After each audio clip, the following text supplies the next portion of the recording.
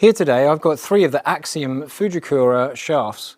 I've got 75 stiff, 105 stiff and 125X.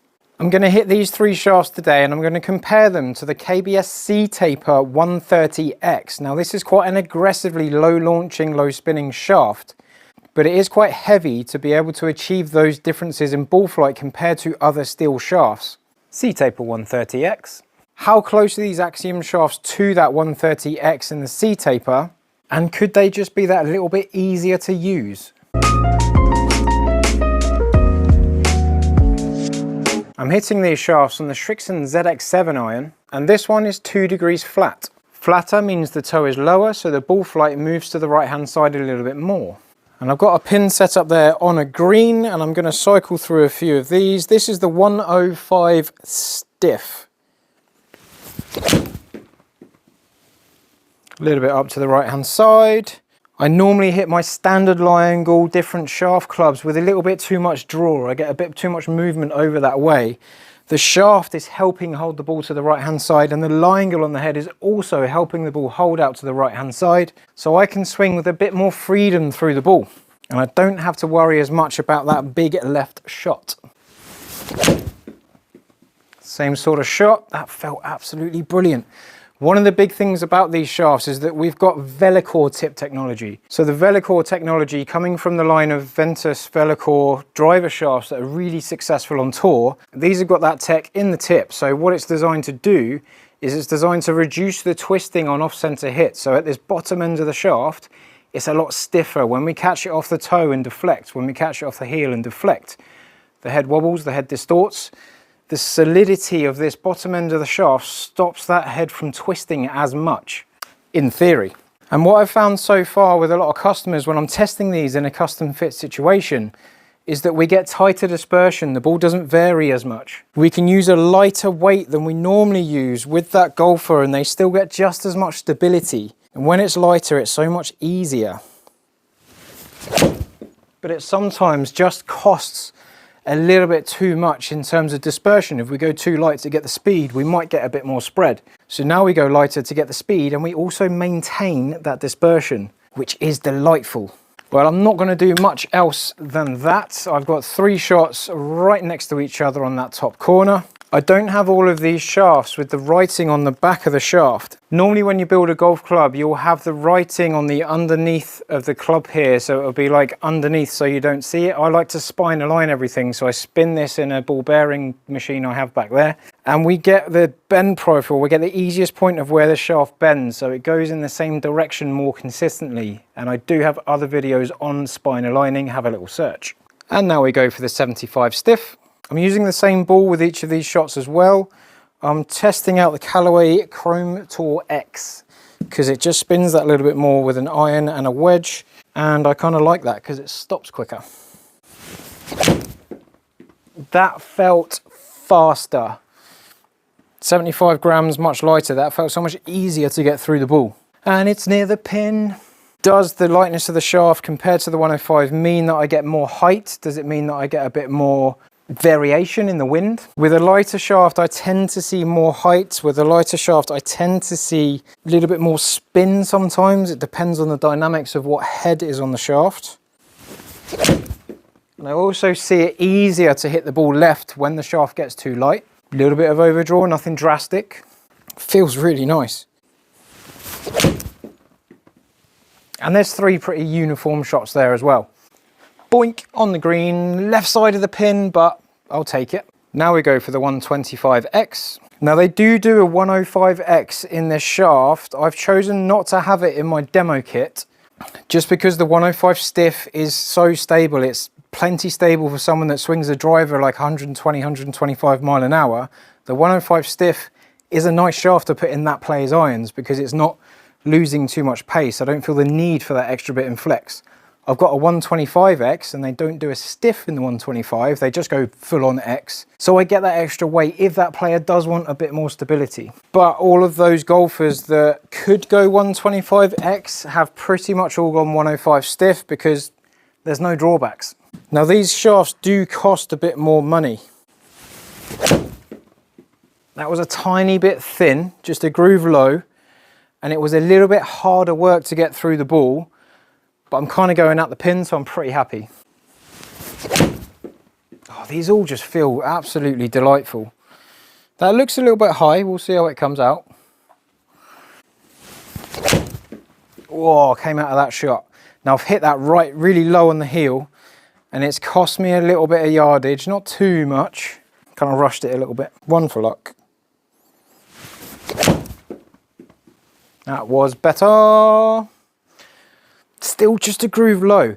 So I could be hitting that slightly thin because I've got different dynamics from the shaft in terms of toe down. When you swing the club, it bends, and it bends back as you get into the golf ball. So when you've got a shaft that's got a bit more movement in it, the toe gets thrown lower down, so the end of the shaft gets a bit lower. Because this 125X doesn't move as much, I don't get as much toe down, so I've hit it slightly thin.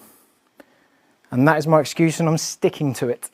Now we have the KBS C Taper 130X. This is one of the most aggressive shafts on the market, in my opinion, for keeping the ball flight down. Again, it's low torque, it's low twist, same idea, but it needs to get up to 130 grams to get all of that goodness in terms of off-center hits and lower ball flight. I can feel the extra weight in it already, just in overall weight, even though I've got exactly the same head on it. Oh, it's harder work, but it's okay. Decent carry. Feels more taxing to swing, but it feels really nice and solid off the face. I like that. I like that, but if I get straight out the car and go straight to the first tee and I'm hitting a 4-iron with that shaft in it, I don't really fancy my chances as much as I would an Axiom 105 stiff, to be honest. But it depends on each golfer as to whether you whether you feel the need to spend that extra money on the Axiom shafts. In my opinion, if you've got that disposable income, go for it. They're lovely. Oh, a little bit thin. Similar idea to the 125X. Doesn't toe down as much. I might catch a few more thin shots when I'm flipping from one shaft to another. If I had this shaft in there full time, then I'd get used to it. The first thing I want to point out here is I've got the 75, 105, 125 in the Axioms.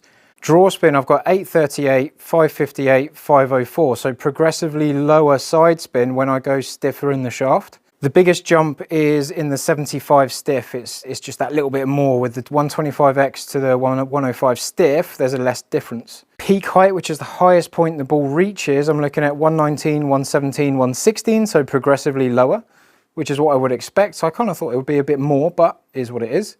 185, 181, 179, so I've got more speed as the shaft gets lighter. So dispersion wise, I'm looking at 2 variants, 2 variants, 2 variants, 4 variants. I go to the C Taper, like it's got a little bit more spread. Progressively different distances, like I said before, relative to the weight of the shaft, that makes a lot of sense. I'm getting more speed, I'm progressively getting more speed. The C Taper 130X speed-wise relates to the 105 stiff. Launch-wise, these are all launching pretty consistently, okay? Not much change in that. I have more spin with the 125X. I get less spin with the 75 stiff consistently, and I consistently see this across a lot of shafts. Spin-wise, it's more comparable to the 75 stiff. And while that's kind of like doing so well there, like, I kind of like that. If you hit the ball left, the side spin on the C Taper 130X relative to the Velours. So we had 800, 558, 504, 1074. A lot more side spin, okay. Peak height wise, the peak height averaged out lower than these other shafts. I think that strike there was a bit thin, so like late 1 teens, it's about the same without that thin one. But the spins there or thereabouts. I am using that Chrome Tour X golf ball, which does spin more. In terms of like direction and shape, the 130X actually like compared more to the Axiom 75 stiff in terms of landing area. The two that held out to the right more were the 105 stiff and the 125X. Personally, I don't see the point in going too aggressive on the 125X because I have to go flat out with that shaft to kind of like get the most out of it. If I want to hit a half shot with the 125X, it's much harder work. So if I can hit a half shot with the 105 stiff and still be just as stable when I'm going flat out, then happy days. The Axiom shafts with Velocore tip technology are fantastic iron shafts. They cost more money, yes, but I think they're worth every penny as long as it's within your remit, within your budget. Go for it. I don't see the need to go for the 125X. I much prefer the 105 stiff because it is just as stable as something that's 130X.